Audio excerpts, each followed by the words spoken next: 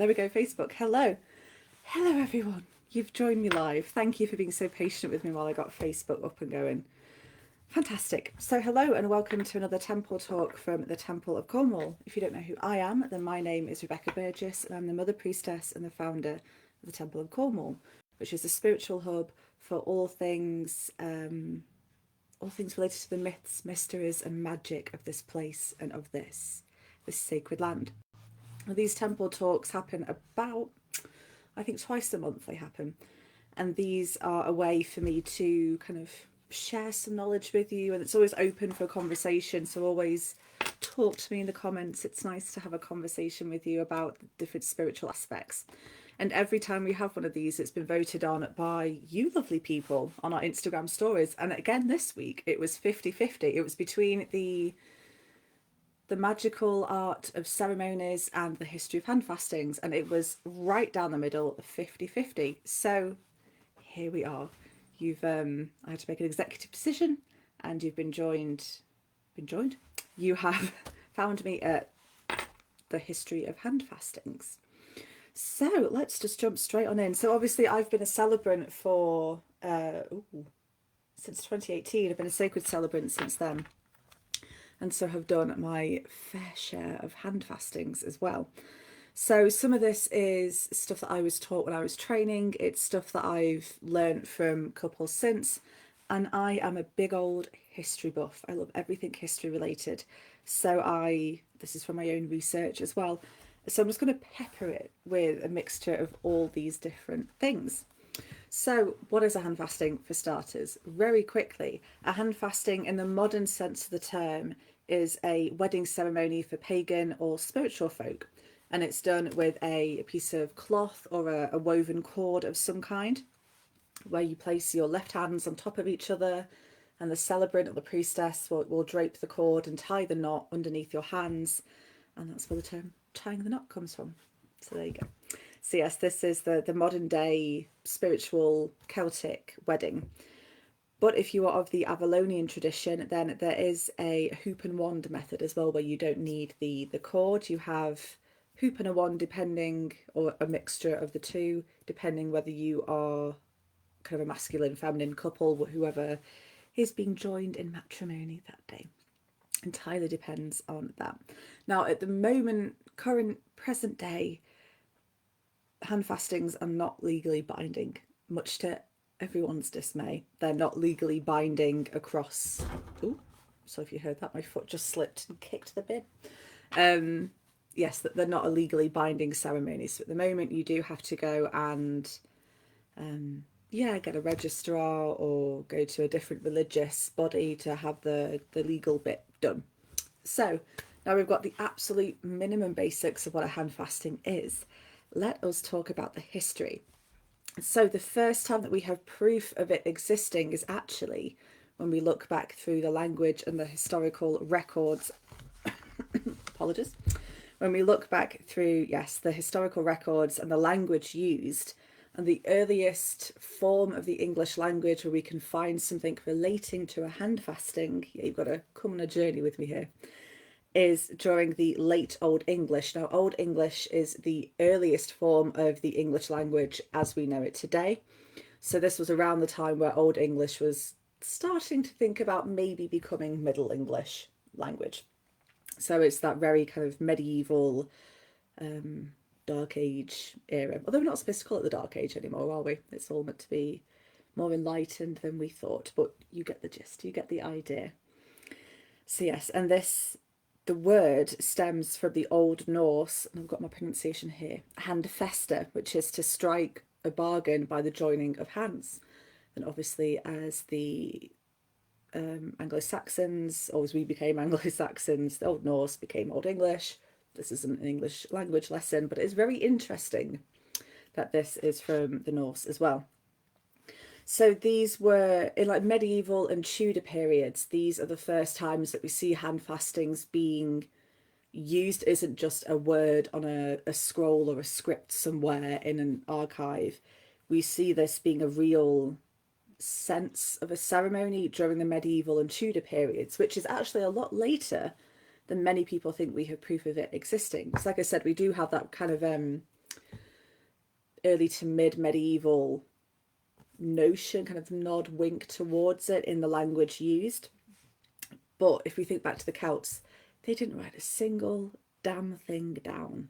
So we're kind of left to our own devices there. But as we well know, everything that is written down in history is A, kind of skewed to whoever is the victor of whatever we're talking about, but B, hasn't just popped up out of nowhere. If you go back through, I don't know, the marriage records from a small village in Cumbria during the medieval ages, then it might mention handfastings, but handfastings will not have just popped up out of thin air overnight in this small little village in the middle of nowhere.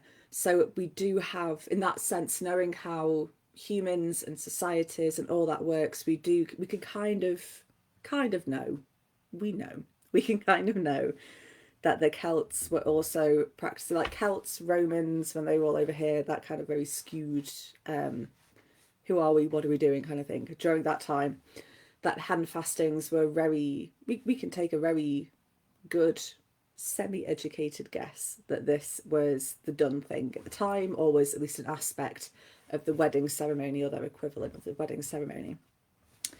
Now, since we only have records of them existing in their kind of totality, if you like, during the medieval and Tudor period, that's where I'm taking most, if not all, of the history from.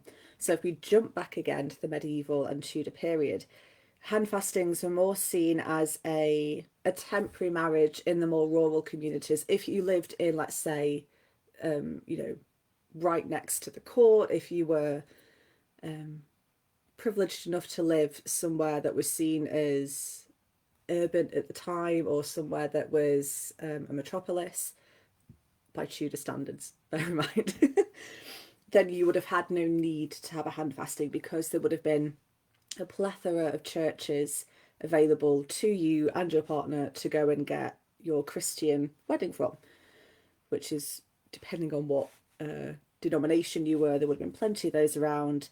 And obviously, as we get to the Tudor period, the legality of being a different denomination gets very confusing. But on the whole, you could just go to a church and get married quite easily if you lived in a more metropolis kind of place in Tudor or medieval England.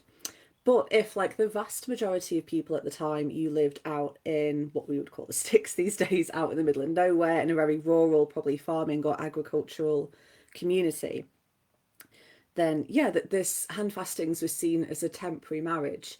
And when we say temporary marriage, that to me falls into 2 or 3 different arenas, if you like.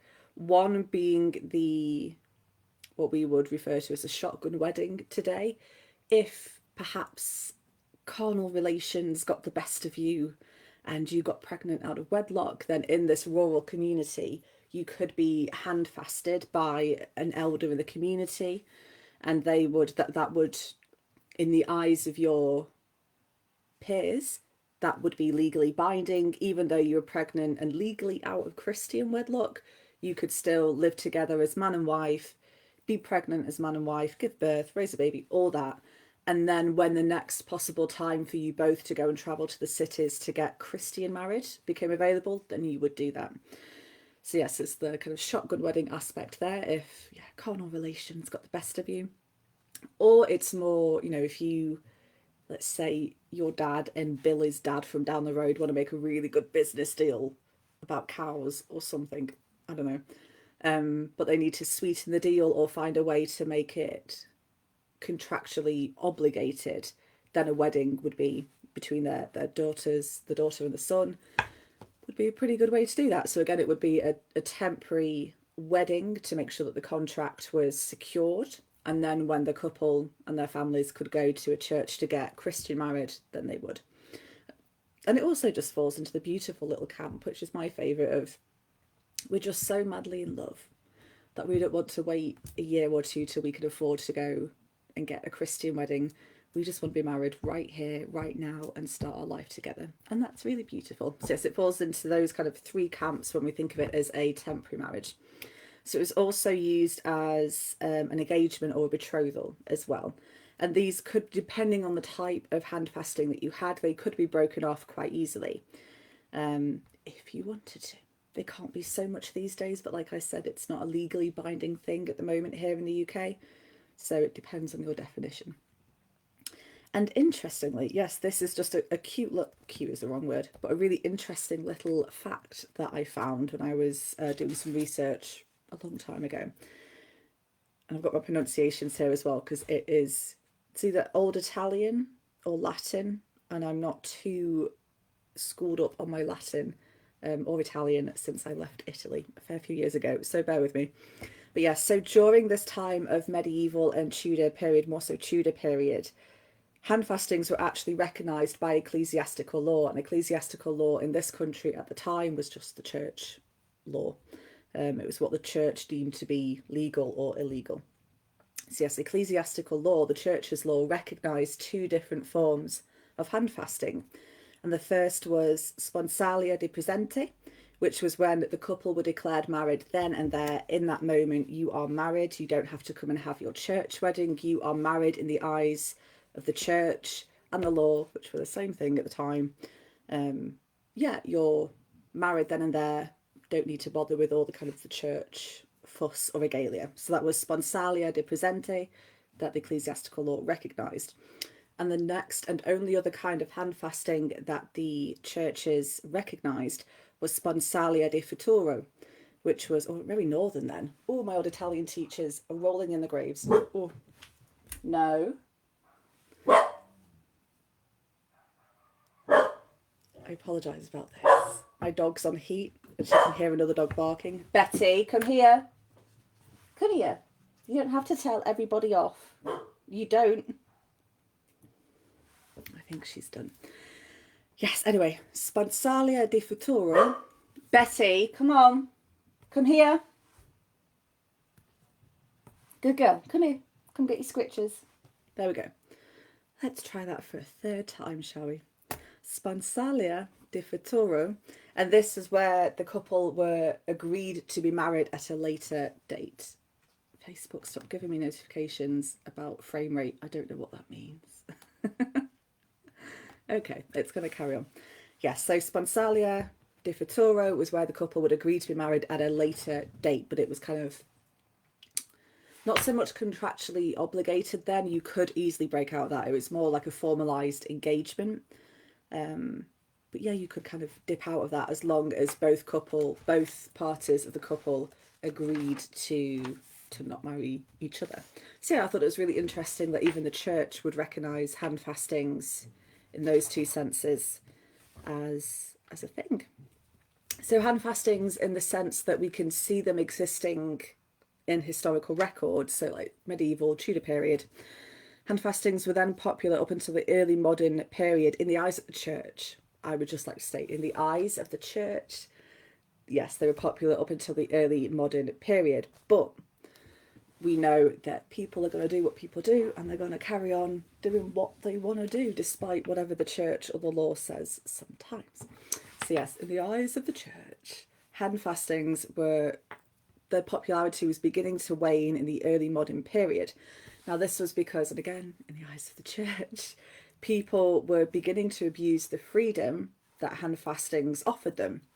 And that just simply meant that people then weren't going to church to pay for a church wedding if they'd already been handfasted. Now obviously that there's bound to be a few scoundrels in there that handfasted a woman, got her pregnant, and then ran off and could do so quite easily because they weren't legally binded together.